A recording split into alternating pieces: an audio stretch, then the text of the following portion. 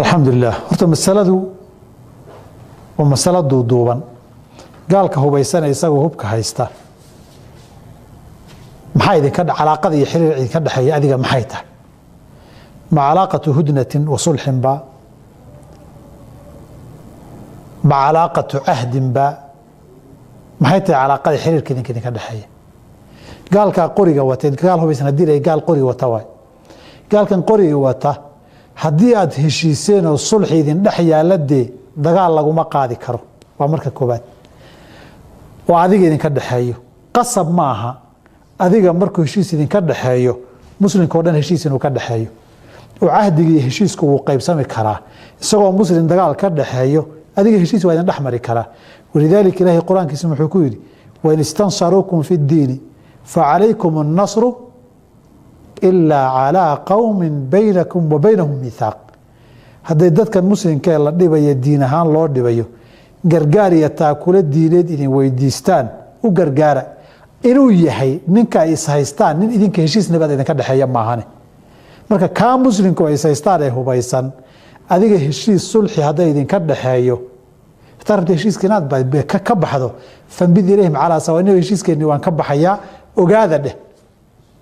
laakiin way dhici kartaa markaasoo kale sharcigu inuu kuu diido inaad dagaalanto ilaa calaa qowmin baynakum wa baynahum miithaaqun waxaa dhici karta in ahdi kale idinka dhaxeeyo oo isagoo gaalkan hubaysan wain axadu min almushrikiina istajaaraka ay timaado intaasoo dhani dee hadalkanaa tiri gaal hubaysan bay soo gelaysaa haddaad uga jeedo gaal aan wax heshiisa iyo wax ahdiya iyo wax ammaanan naga dhaxaynin oo hubaysan xilli aan lala dagaalami karin ma jirtaa dagaalku waa laba nooc dagaal waajiba iyo dagaal jaa-isa mid waajib ah oo xaaladaha uu waajibo la yaqaano iyo mid jaa-is ah markii fardiga loo yimaado cumuumka guud ahaan fardu kifaayaba ha noqdee dagaalka sidaasa maraan lala geli karin way jirtaa nacamha masaladu masalatu lmasaalix walmafaasid wey dagaalka ninkan hubaysan aada la geshide dadka muslimiinta ah ma dhib baa ugu jira mise dheef iyo faa'iiday ka gaarayaan bay ku xirantah hadday dadka muslimiinta dhibta ka soo gaarayaay ka badan tahay waxaad geysan karta ama aad yeeli karto lama ogola dagaalka inaad gasho walihaada baa gaalada iyagoo muctadiina fii makkata la mamnuucay in lala dagaalamo walihaada bay culimmadu yidhaahdaan aayaadka istidcaafku ama ku foydiyakum laleeyahay mansuukh ma aha xaalad kala duwan bay u khuduucdaa tusaalayaal aan ina sameeyo saailku miyuu sheegay meeshuu joogo maya maan filaya kasu muslimiin baa South Africa jooga muslimiin baa South Africa jooga muslimiin baa Ingiriiska jooga muslimiin baa Maraykan jooga taag iyo tabar ma laha iyaguna dadkeenni iyo dalkeenni bay ku duulayaan oo laynayaan waxaan ka xunnoon ka xanuunsanaynaa dhibta dadkeenni ay u geysanayaan laakiin anigu weerar haddaan ku qaado halkan nin baan dili karaa 100 iyo kumayaal muslimiina cagta la marinayaa aniga waxay haya waa ciil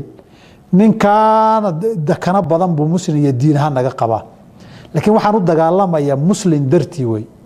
muslimka waa inaan guul u soo hoyayaa wuxuu taraa laakiin muslimka bala inaan u horseeda maaha berri marka lagu soo diday kama dhicin karo oo ninkii aan la dagaalamay gaalkii qoriga watay ama hubaysnaay iga xoogiyo awood badan intaa markay u soo gurmato muslimkan xerada ku oodan gan baa laga dhigi marka saa darteed waxaan leeyahay jihaadka ama dagaalka gaalka lala dagaalamayo maqsuudkiisu qur-aanka inoo sheegayo litakuuna kalimatullahi hiya alculyaa wey diintu inay ku kor noqoto muslimkuna ku kor noqda waay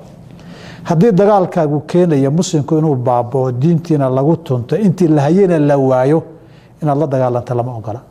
aayaadkii sabirka iyo kufu aydiyakum baa xukunkaagu noqonaya iyo ku camalfalkaaga billahi towfiiq